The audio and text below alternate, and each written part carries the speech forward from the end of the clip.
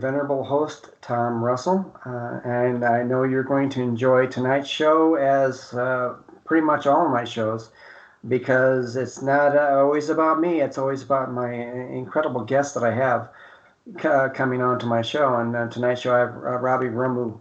I hope did I get that right, Robbie? Please say. Close. Yeah. Okay. Okay. All right. Like I said, I butcher names religiously. That's good. But before we get started, I want to thank everyone who's become part of our life changing work, and your support is what keeps this show on the air, and it's really important for those who'd like to join. Please go to my website, lifewithoutlimitshow.com, and you can become an official fan. That's lifewithoutlimitshow.com. And I am wearing my shirt. If anybody watches my show on YouTube, but you can go to my channel and subscribe to my channel. But I'm standing up, and you can see Life Without Limits show. And if you're interested in getting one of my T-shirts, you can go to my website, and we'll take care of you. So I'd love to hear from you. And before we talk with Robbie, I want to talk about last week's show. Last week's show was off the charts. It was with Angie Gunter Garza and her daughter Anissa, and we talked about Angie's grandson and Anissa's son, Kirk, who was unfortunately he was killed by the babysitter, and what happened with after that situation. Angie decided she was going to take control of the situation and try to find out the reason why the babysitter was able to be in any kind of daycare after being convicted of child abuse. And she went through trying to get a law passed, which is Kirk's law, and it was enacted. And she's a bulldog, as she said during the show. And during the show, we had a ton. I'm telling you, we had a ton of questions that were being asked. So I want to get to those questions right now. And Angie was very kind to answer those questions. So Paige asked, you make do with any situation and find a way. And Angie said, yes, you do. It's not an easy task, but you do what you need to do for your family. And Todd asked, was the sitter a friend of the family? My mother-in-law had told Avon had sold Avon to her for over 12 years and was in her home every 2 weeks. And she was very well known throughout the community as her family was part of the local fire department. And Kaylee asked, how long was the child in the care of the sitter? The total time was just under a year. So he was with her for quite some time. And Susan asked, was this a case of accident or neglect? And Angie said, the cause was homicide due to blunt force trauma to his skull. Not choking on scrambled eggs, like she said. And Philip asked, didn't you say that they were trained as EMTs? And this is what got me. I didn't really understand this one. Yes, her husband was a fire chief at one time, and she was a certified EMT and part of the fire department as well. So the scrambled egg thing just did not fly with them and doesn't fly with me. Avery asked, was your child passed on when you got there? Yes, he passed away at her home. And Kyla, of course, she listens to the show every week and she asks questions. She asked, what exactly happened to the child? In short, she beat the crap out of him. His death was ruled a homicide due to blunt force trauma. He had several bruises on his legs and face. And Wendy asked, was there more to the story? Well, there is so much more to the story that she didn't get, Angie wasn't able to get to. I could talk about this for hours and explain what we think happened along with the medical documentation. But for what really happened, we will never know until Jackie Ralston tells us. To this day, she still says he choked on scrambled eggs, but medical documentation does not lie. Wendell asked, did the social services people clear things up? Angie answered, no, there was a police investigation done. And Leslie asked, how much time did you get to spend with your child at the hospital? It was about 2 hours in total. And Mary asked, did authorities think the family did this to the baby? And Angie said, when something of this nature happens, you have to rule everyone out that was in contact with Kirk. And it took them no time at all to figure out that the family had nothing to do with it. And Jan asked, did they even bring the caregivers into the police after it happened? Yes, and they went to her home while we were in the hospital grieving for the loss of Kirk, and they were very aware of her previous conviction and knew what they were looking for. And Sally asked, how was it interacting with this person in the public? And she put this in bold letters. Angie said, horrific. She should have been not allowed out of jail, and her bond should have been higher than it was. And Pam asked, did nobody think to speak up beforehand about the previous conviction? Nobody really knew about it unless you knew how to look up court records. You didn't know because she was part of the fire department, and it was kept very hush hush, which is why we are needing the child abuse registry that and people can look up for free. And Rowan asked, how did you find the strength to make a difference like this? And this is what the crux of the whole show was. Angie was incredible. Angie said, it's crazy to think that you can. I remember being at the hospital with my daughter and saying how I'm going to do this, burying my grandson and helping my incredibly young daughter get through this. And the one thing I keep thinking was I needed to make Kirk proud, and helping his mommy was my focus, and you find the strength. Lots of sleepless nights and many tears, and you never know how strong you are until you are facing something of this nature. And Kyla again asked, child services are so backed up, how can you trust them? They were not involved much just at the beginning until police took over. And Susan asked, will this bill, Kirk's Law, work in other states? And she said a resounding yes. It will give anyone access to view and at no charge, and if it saves a child's life, it's worth it. And Ruth asked, all this information is a matter of public record, correct? Yes, now that it is, you can look up Kirk's Law, and you can Google Kirk Antonio Coleman, and you'll see lots about his case. And if anybody wants to get in contact with Angie, and you listen to the show or watch the show on YouTube, you can contact Angie at agarza390@gmail.com. That's AGARZA. I'm sorry, AGRGAZA390@gmail.com. So again, Angie, thank you for coming on my show. And now, Robbie, I want to thank you so much. We've been talking for a while now, and it's been a challenge to stay in contact with you because you're so busy. I don't think that's necessarily true, but well, I mean, you were on a hike you were sabbatical, right, for a little bit? Yes. Yeah. Okay. Yeah. All right. Just a small introduction. Robbie is he's a blogger and he's a freelance writer, and we're going to go with that as far as his introduction code because he wants to make it short, and I want to get into the show. To learn about Robbie, I want to talk about the way his life was growing up. You grew up in an unconventional family situation. Can you talk about that a little bit? Sure. Let me just first start by saying thank you very much for this opportunity for having me on your show. It's a great honor. We'll start at 5.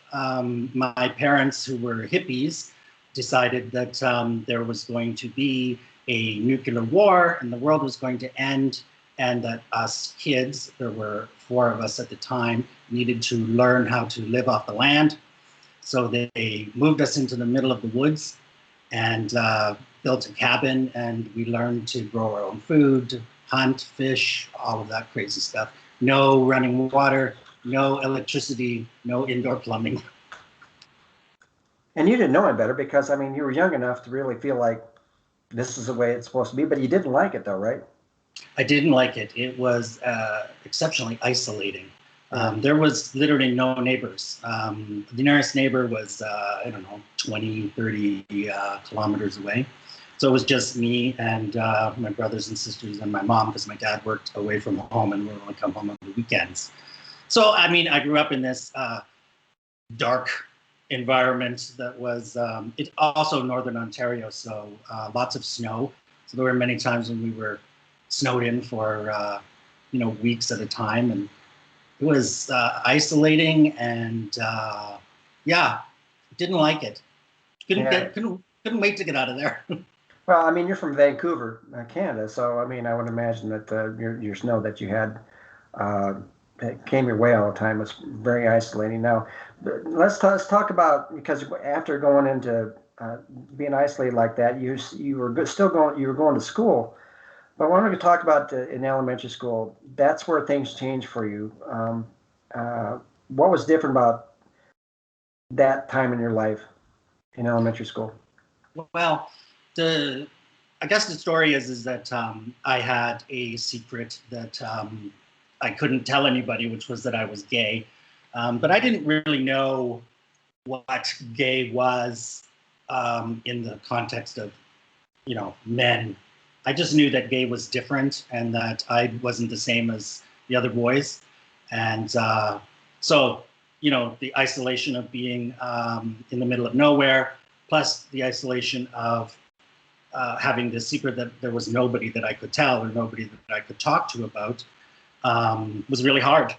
And I felt like this, kid who had nobody to listen to me, nobody to reach out to, nobody to talk to. So I spent most of my time just in my head and creating elaborate worlds where I could escape to instead of having to deal with reality. But in grade 6, if we can jump ahead, Yeah.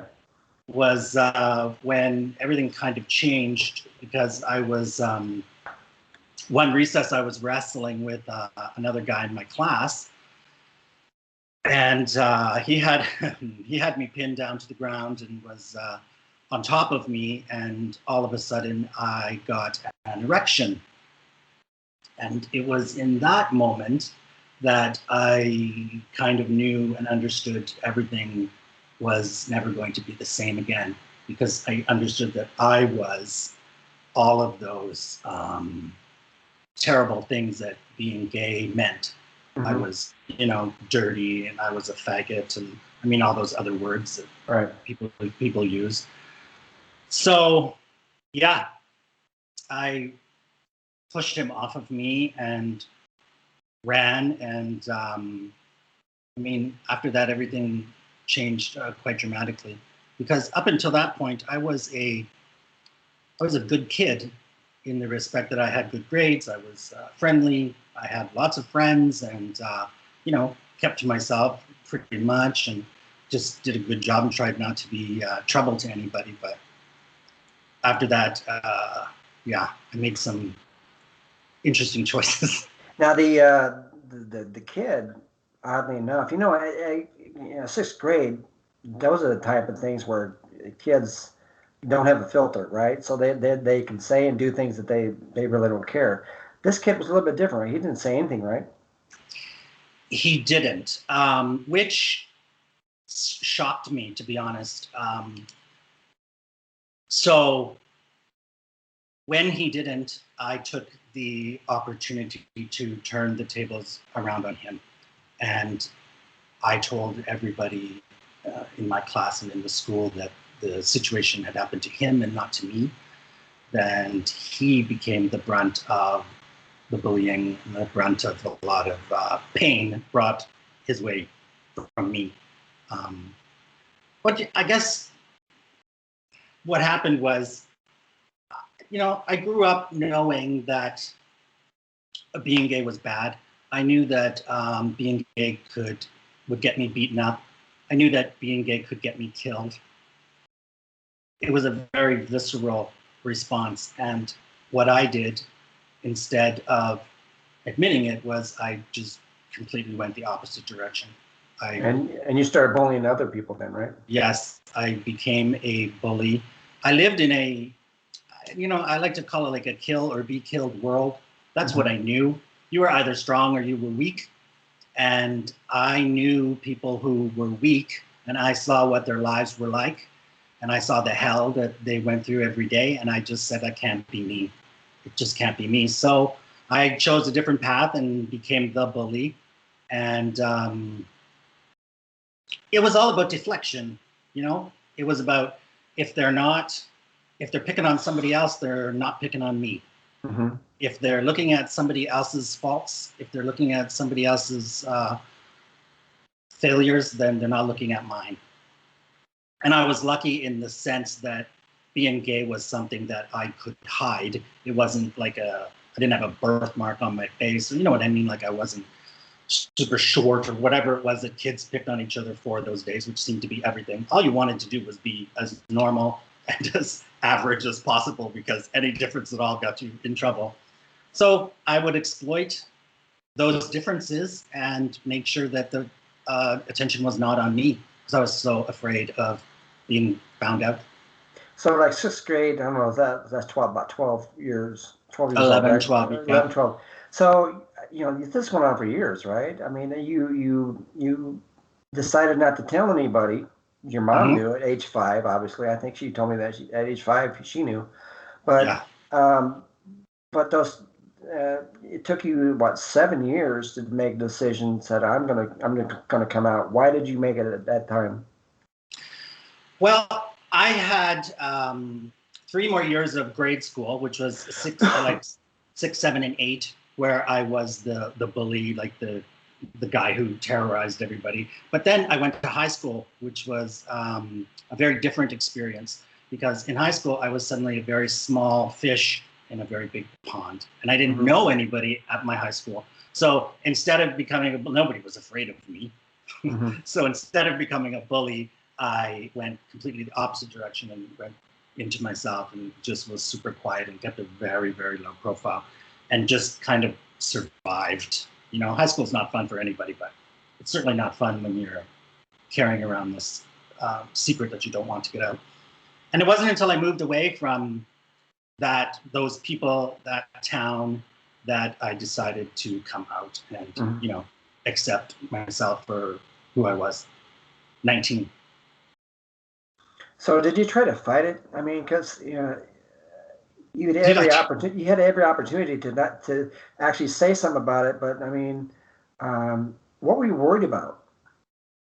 How people are going to react to you, or how you're accepted? No, I was worried about being beaten to a pulp. I was worried about being killed. My older brother, when he found out, I wasn't there, but I've heard this through many people, actually said, I'm going to kill him. So it wasn't like a made up fear. It was a very real thing. Like, this was the middle of nowhere. There were, being gay just was not an option. And it wasn't until I moved to a much larger city and started to surround myself with other gay people and adults that I felt safe enough to. And also, once I could financially support myself, because then if you tell your parents and they say, get out of my life, at least you can look after yourself. No, so why did you told me that your mom knew that at age 5? Why didn't she bring that up to you? I asked her the same question. In fact, I was quite angry with her when we talked about it. And she said that she didn't want to push me in one direction or the other. She said, I didn't want to say something because if you were or you weren't, then I didn't want you to think, oh, everybody thinks he's gay, or whatever it was. I remember one thing, which was that my mom always used to talk about her gay friends when she was growing up or in her previous life. And she always talked about gay people in a positive light, which I guess was her way of trying to be like, hey, it's okay. But I asked her, and that's what she said. She said, I just didn't want to push you one way or the other. I personally, I'm not advocating that parents should ask their kids, but for me, I believe it would have made my life a lot easier to have an ally or someone that I could talk to know. I don't know that I would have admitted it at the time, but at least it would have planted that seed that, hey, there's somebody there that is listening or that you might be able to reach out to. Did you try to have girlfriends throughout around that time? Yes, I did. One of the first things I did in grade 6 was I got a girlfriend. I was like, okay, what's the opposite of being gay? Okay, you need to have a girlfriend. You need to have a posse. You need to be tough. You need to play sports. I mean, all that nonsense that we're taught. I did all of it right away. But, it never got. I remember one time, oh my gosh, that's a funny story. We used to play this game when we were in grade school. We had portables. And one of the games was like a couple would go into the portable and they're supposed to like make out during lunch, and it was like this big thing. So one time it was my turn, and I had to go in there with my girlfriend, and I just she started to cry, and she was like, oh my god, it was awful. She was like, what the. Yeah. Anyways, I made up some story about this, but yeah, it was terrible. Like, oh. Now, why were you crying? Because you didn't feel like you should have been there? That you weren't being true to yourself? No, I didn't care about myself then. I was worried that she would tell the other kids that I didn't know what I was doing, or I don't know, something along those lines probably. But because I didn't know what I was doing. Not that anybody does when you're that age. I mean, when you're 6 years old, I mean, I remember the way I was. You know, the opposite sex just I was just terrified of. You know, there's no way I could be around a girl and think anything other than I want to punch you in the arm, and you know, because that's what's sixth graders did. But I wanted to like. Anyways, yeah. I certainly didn't want to like play basketball and roughhouse on the playground. So, do you? I mean, you have the opportunity to reflect about your life and how you grew up and everything, and your decisions that you made. Do you have any regrets of not doing something or not saying something? Regrets is an interesting word. I try not to live my life with regrets. I think about what is and what was and what can I learn from that instead of wishing that things were different. But yeah, I mean, of course, I wish I hadn't hurt people. I mean, it's about, intention.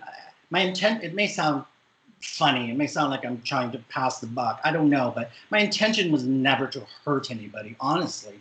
My intention was to keep the focus off of me. And that at the time was the best way that I knew how, was just to hide and create a diversion. And so, yeah, I regret that people got hurt, of course, but what can I do today? What can I do as an adult to fix that narrative? What can I do to help it not happen to other people? That's really what's more important to me. I think a lot of people who have bullied other kids when they were younger and they realized they were wrong doing that, they had the same feelings that you did, about why did I do that? I feel like I should apologize to them. But a lot of times you just can't because you have no clue where they are. And there has to be some point of forgiveness, your own forgiveness, not you, not trying to seek forgiveness from them, as you have to forgive yourself, Yeah, I think that was one of the things that came out a lot with the article was in the comments or people's reaction to the article was this concept that I was seeking forgiveness or I was trying to absolve myself of blame and if that's the way that it came across, then that's a fault of the writer. But I only have so much space to say what I want to say. I am seeking forgiveness for myself, of course, but only personal. I know that I can't find that from the outside world. But if I can open up a line of dialogue, if I can start a conversation, if I can make people think twice or examine a situation from a different point of view, then to me, that is what matters. That's what I'm trying to do, And I don't know, I put my personal email address in the article, and I'd never done that before with an article. But this one was, first of all, the hardest one I'd ever written, and the most difficult to put out, and ultimately the most rewarding. And I got probably over 400 people that wrote me. Wow. Personally wrote me. And I answered everybody back, even the people that were, calling me a sociopathic narcissist. Even those people, it's fine, right? But just the response from bullies, people who were bullied, parents, I had educators who said, I'm sharing this with my school principal. I'm sharing this with the school counselors. I had parents that said, I'm reading this to my children as soon as they get home. And, I had people that started out in the conversation like, I really wanted to hate you. And when I first started reading this, I was very angry. But towards the end, I was like, okay, I don't approve of what you did, but I understand that there's two sides to every story and that it's very important to look at both sides of the story. Now, for my listeners and then people watching on YouTube, what you talk about this article? How can people find out about the article? You can go to huffpost.com and just type in my name, which is Robbie with Robbie, and then Romu is my last name, Romu, and they're all on the HuffPost website. Yeah, and speaking of that, whenever I contact guests, I always ask them if they can send me articles that were written about them or articles they've written. And Robbie sent me, I think, about 6 or 7 different blogs they wrote, and each one just peeled back different layers of Robbie's life, and it was they were so vulnerable. The articles just basically said something about Robbie that I think was necessary. And one of the things that impressed me the most was when we talked about your battle with weight. Can you talk about that extensively? Yes. I always struggled with my weight, most of my life, but especially in my late teens and early 20s. There is a beauty standard. I know there's a beauty standard. There's a beauty standard for women, but there's also a beauty standard for gay men. And it is an impossible standard to live up to. And I didn't fit into that myth. I didn't have abs. I wasn't, the picture of what attractive gay man is supposed to be. I'm a bigger guy. I carry a little bit of weight with me. So I spent a bunch of years struggling with my weight. I took a lot of pills. I starved myself. Pretty much anything that I could do to fit into this image that I thought everybody expected of me. I did, and it was very damaging psychologically. It was very damaging physically as well. So, and then, I don't want to jump too far ahead, but later in my life, when I, had sort of figured out a few things, I decided to lose weight a healthy way, or in a more positive way. And so I just changed what I ate, and I started to exercise. And over the course of 6 months, I went from a short walk around the block to long trail runs in the woods, and I dropped 70 pounds in total, which was quite an accomplishment looking back. And I had this illusion of what my life would be like if I was thin. I was convinced that I would suddenly be happy, that everything was going to be okay, that, I wouldn't have any more problems. And what I discovered was that nothing really changed, because the inside of me, the fat little kid that was miserable, was still there. He just was in a different body, but he wasn't, none of his issues and none of his concerns or complaints were being addressed. Right. So that was a tearful car ride home when I realized, oh my God, you mean it's harder than this? Like working out and losing 70 pounds is hard enough, but going inside and doing the work emotionally, but so how did you end up? How did you come to terms with that then? I mean, because you made that realization, then what? Therapy. I found the right therapist, and I mean it's still a work in progress. Dear God, trust me. Some days are better. Yeah, I know. Yeah. Some days are better than others, but yeah, therapy and just realizing that I think two things. Well, one of the things is that getting older is amazing. It's just the best thing, because you slowly strip away these layers of caring. Like, I used to care so much what other people thought of me. I used to think that it mattered. And the older I get, the less I care.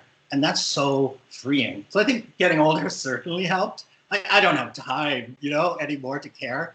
Yeah. Nobody's thinking about me. They're all thinking about themselves. But it takes a really long time to realize that and to learn that. I wish they taught that in school, When did somebody tell me that at a really early age? Anyway, so just that therapy and, working on loving myself and reminding myself every day that I'm beautiful and, all that. Yeah, because both of us. We were talking before the show started about, what you just mentioned, and about losing weight.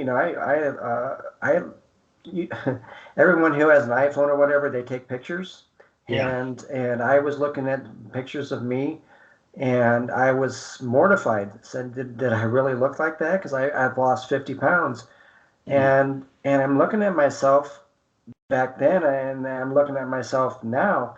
I'm the exact same person, and that's what gets me is why losing weight is not just a fact that you're doing it for appearance wise. You're doing it for your health, obviously, but you're doing it because you want to make yourself feel better about yourself, both outside and inside. Because if you don't have both of those, forget it. It's not going to work for you, and it's not. And we also talked about before the show was.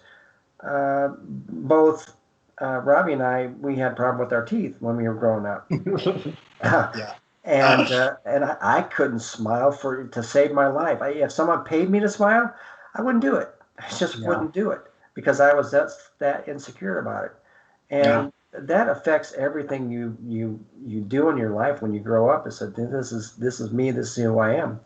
And I am so glad that you were able to do that, Robbie, because all the different things that you've morphed yourself in different ways, and now you're coming out on the other end so much better. Well, thank you. It's a work in progress. I like to think of this, this life as a journey, we're here to learn things. We're here to learn and to change and to grow. And as long as I'm doing that, I feel like then I'm on the right path. Talking about the pictures, it's very interesting because I look back at pictures of me from my younger years and I can't believe how skinny I was. And I thought that I was so big. And I look and I go, that's a skinny guy, but I was convinced. It's like this dysmorphia, obviously, right? I was convinced I was huge, but looking back, I'm like, I don't remember that guy. Like, I don't remember that skinny guy who looks like he did eat a sandwich. I was shocking. Yeah. I'm like, look, I'm 51 years old. I'm like 210, and there's a belly. So that's life. Yeah. It is what it is. Yeah, we all anyway, as we get older, why fight it? You just can't fight it anymore. But the other thing, when we talk about these blogs again, I think that I learned more about you by reading the blogs about you mentoring. And I want you to tell the people who are listening to the show your role as a mentor and the challenges that you had. Sure. Well, it was something that I've always wanted to do, was be like a big brother. I always wanted to give back and to help. And it took me 20 years before I had the courage to even volunteer. And the reason is because there is this narrative that gay men are pedophiles. And why would a gay man want to mentor a young kid unless he was a pedophile? When I finally got, over that hump, I went to this organization called Kids Start, which is a great organization and helps kids that are in the criminal justice system or in danger of becoming part of the criminal justice system. And when I spoke to my coordinator there, she's like, you don't know how many gay men tell me the exact same story, that they're afraid to do this. Anyways, so I volunteered. I got a young man who was 7, I guess, 6 or 7 at the time. when we started, and I stayed with him until he was 16 and no longer part of the program. So they phase you out, kind of thing. And it was honestly the best thing I ever did in my life. And all we did was hang out. Like, it wasn't didn't cost very much money. Like, it's relatively cheap. They just want someone to, be a positive role model and show them that there's other options than a life of crime.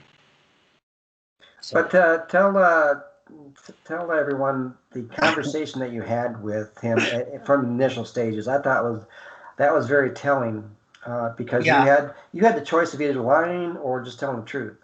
So yeah, this was once I phased out with the one boy, I got a new boy because I wanted to keep going with the program. And this new boy was very interested in my family. He was talking about my family all the time, about my wife and my children. And he's like, "Do you have a wife? Do you have children?" And I asked my program coordinator, I'm like, "What should I say?" And she's like, "Just tell him the truth. If you want to, tell him the truth." So I told him the truth. I told him that, no, I don't have a wife, I have a husband. And he said to me, "But that would make you a homo." And I said, "Don't like the choice of words, but yeah, that would make me a homo." And he said, "Well, I hate homos." And instantly, I was a 7-year-old kid being attacked. Even though I'm a 40-year-old man, I was terrified of this child who was suddenly calling me a homo and telling me that he hated me. And I completely handled the situation in the wrong way, to be honest. I was overly aggressive and said, "Well, I'm really sorry to hear that. And that means we can't hang out together anymore," and blah, blah, blah. But it was a really poignant reminder that those little kids that live inside of us are there all the time, and you need love, and they need to be recognized and looked after because they're, they can be scared. Not often, but one of the things I've learned to do is realize that there's times as a grown man where I am finding myself reacting to a situation in a way that is surprising to me. And I need to stop and go, wait, who's reacting to this situation? Are you reacting to it as a grown 40-year-old man, or are you reacting as a scared 11-year-old kid? Right? It's amazing to me. And then when you can get to the place where you can do that, you can diffuse much quicker and go, oh, wait, I'm not really like freaking out here. The kid's freaking out, but I got you, kid. You're okay. I'm a grown up. I've got you. Look after you and everything's we'll be okay after that. But yeah. So I went back and I went to my coordinator and said, "I need a new kid. This guy's blah, blah, blah." And she goes, "Oh, maybe you want to stick with him." And I'm like, "Well, why?" And she goes, "Well, maybe it's a good lesson." A lesson? Yeah, for him and for you. Okay, yeah. So it was a very good lesson for me. It helped me to alleviate those fears of, he was just a kid who was repeating crap that he heard from his brother, the school. I don't know. He didn't have any idea what he was saying, really. But my initial reaction was one of like fear and anger, for sure. Oh yeah. But it's so interesting, right? How we're, the sum of our parts is made up of these all that's come before. So you were with him for several years. How did this young man try to relate to you more as time went on? Did he look at you differently? Well,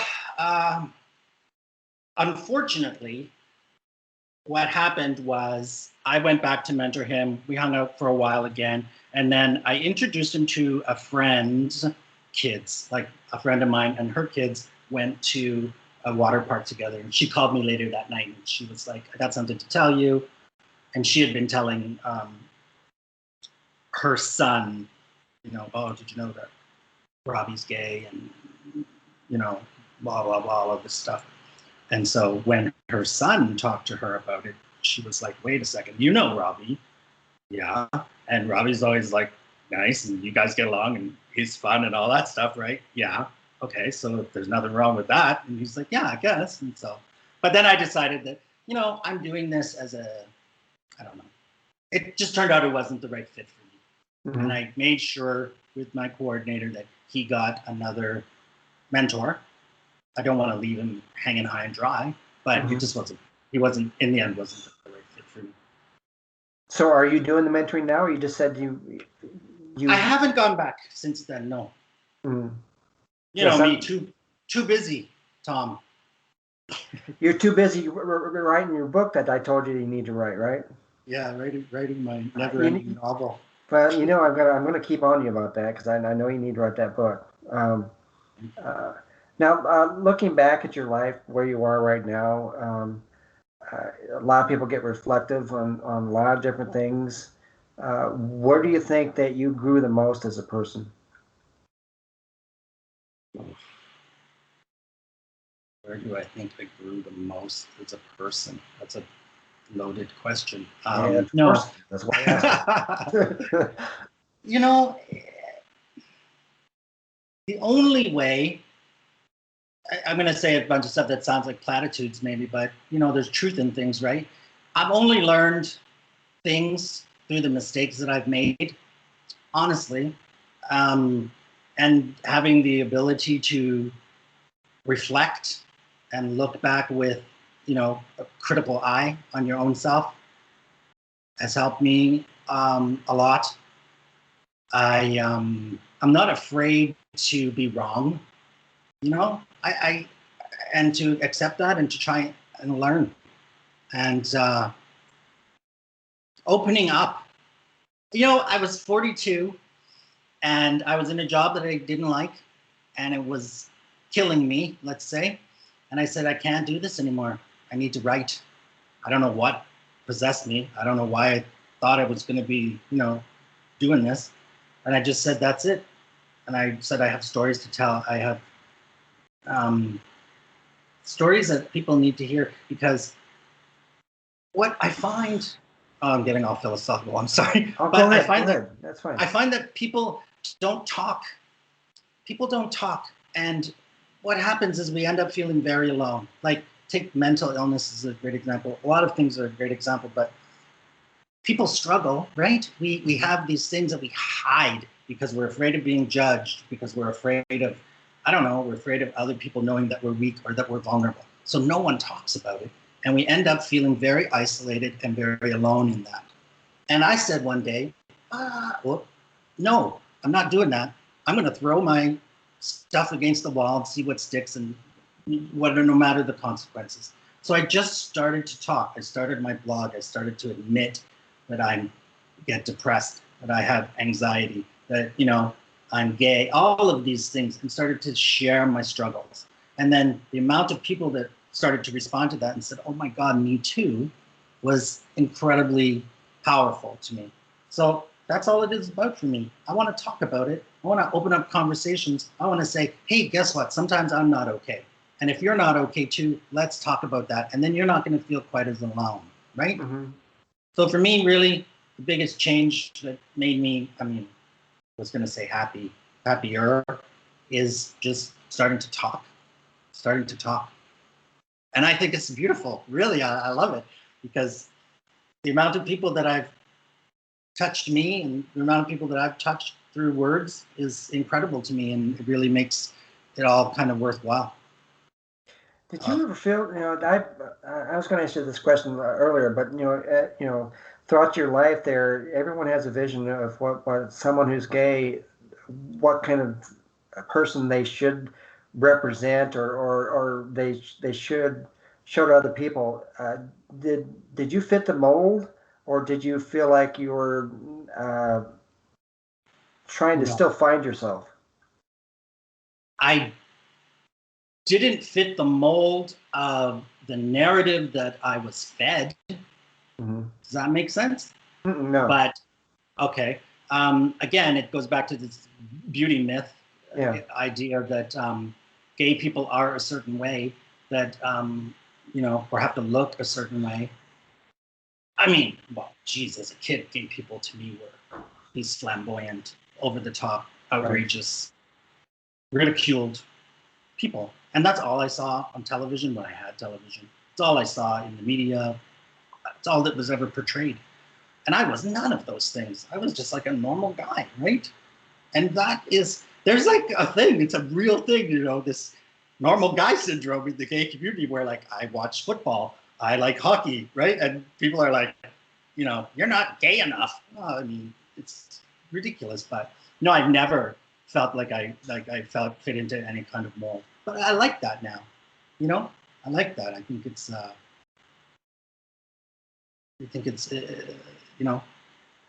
something happened along the way, which may sound corny, but I started to like me. And that's a really important kind of step in people's lives, I think. Mm-hmm. It's quite sudden one day, it just kind of happens. And then that's a really good day. Do you think that I shouldn't say love affair with food that created the weight situation was your way of trying to deal with how you were, or it was just was an addiction, or what? Again, I'm pretty sure that that it's all about avoidance, transference, having something else to obsess about, worry about, instead of dealing with the real core issues of what's going on. Yeah. That's probably right what it is. But here's the thing, Tom. You know this. Life is long, right? Yeah. It's over in a blink of an eye, but it's Yeah. long, and it's a journey. There's a lot of steps along the way. There's a lot of things that you need to learn. There's a lot of ups and downs, and if you plug away, and I don't know where I was going with that, but it's just like there's a lot of avoidance in my life. That's mostly what it was. So I don't even know if the the weight issues or the anxiety issues or the depression issues. It was just about not accepting the truth, not accepting exactly what was going on. Well, I'm liking the Robbie that I see right now. You look, I mean, you smile and you look content, and I think that's what key. Even though you go through anxiety and depression on occasion, I think you're on the right track, Robbie. Thank you. That's very kind. Now, for the people who want to get a hold of you or contact you, what's the best way to get in contact with you? Yeah, I wish there was one of these guys that had a fancy website and all that stuff, but I don't. You could just email me is the best way. And again, that's just my name, Robbie, ROBBIE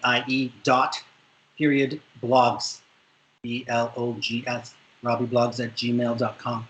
And I love getting emails, so I answer everybody. Yeah, and I really recommend anybody who wants to read Robbie's blogs.